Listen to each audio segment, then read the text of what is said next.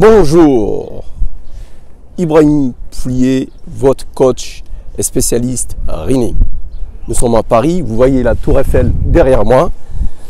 Aujourd'hui, je vais vous présenter la thème de ce jour aujourd'hui, c'est comment maintenir son rythme en course à pied à l'entraînement en restant dans la zone physiologie.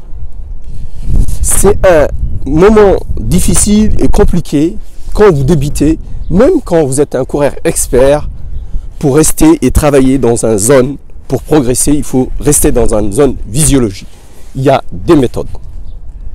Méthode 1, c'est quand vous travaillez tous les entraînements en qualité, vous allez travailler et étudier votre VMA, votre vitesse maximale. Il faut se baser sur votre vitesse maximale aérobie. Exemple, un coureur qui a 18 km par heure avec sa VMA, vous le savez maintenant comment faut-il calculer, comment faut-il développer un VMA, vous le connaissez, vous regardez toutes les vidéos précédentes dans cette chaîne. Donc, l'exemple de ce coureur qui a un VMA de 20 km par heure, pour chercher sa vitesse, par exemple, s'il veut faire des séances de 400 mètres, vous multipliez par 3600 secondes, c'est-à-dire une heure, ça fait 3600 secondes, et vous divisez par le 20 km par heure, en le convertissant en mètres, c'est 20 000 mètres. C'est ce qui lui fera les 400 mètres, 1 minute 12 secondes. Donc on doit se baser littéralement sur sa VMA, vitesse maximale aérobie. Tous les entraînements de qualité, il faut se baser sur sa VMA. Donc la calcul, c'est toujours un règle des 3 qu'il faut travailler dans ces domaines.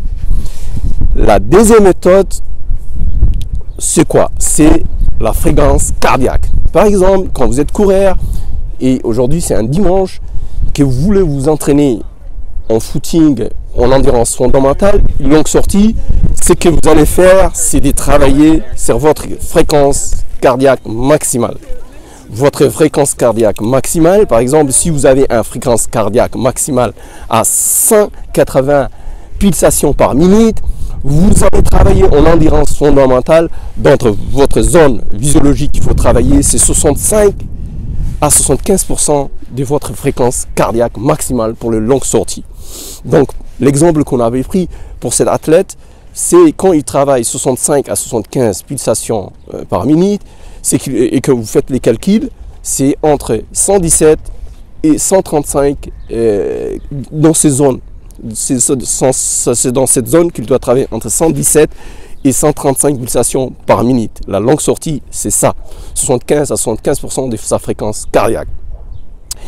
Il existe également une autre méthode que tout le monde fait, c'est-à-dire quand vous n'avez même pas parce que quand vous faites un entraînement et que quand je vous dis de faire des calculs sur la fréquence cardiaque, c'est des méthodes, il faut avoir un cardio-fréquence-mètre. Mais imaginons que vous n'avez pas votre cardio-fréquence-mètre et que vous voulez vous entraîner. Il y a troisième méthode, mais cette méthode c'est un peu barbare. Vous ne pouvez pas savoir l'exactitude de l'entraînement que vous faites, mais vous pouvez courir par la sensation, ce qu'on appelle. C'est-à-dire, vous vous dites, je suis à peu près dans cette fréquence. Par exemple, c'est plus facile à faire le footing, c'est plus facile à utiliser aussi quand vous faites des séances de fartlek dans la forêt, mais vous pouvez utiliser uniquement à ces moments-là votre chronomètre et avoir une estimation des nombres de mètres ou de kilomètres que vous faites à votre entraînement.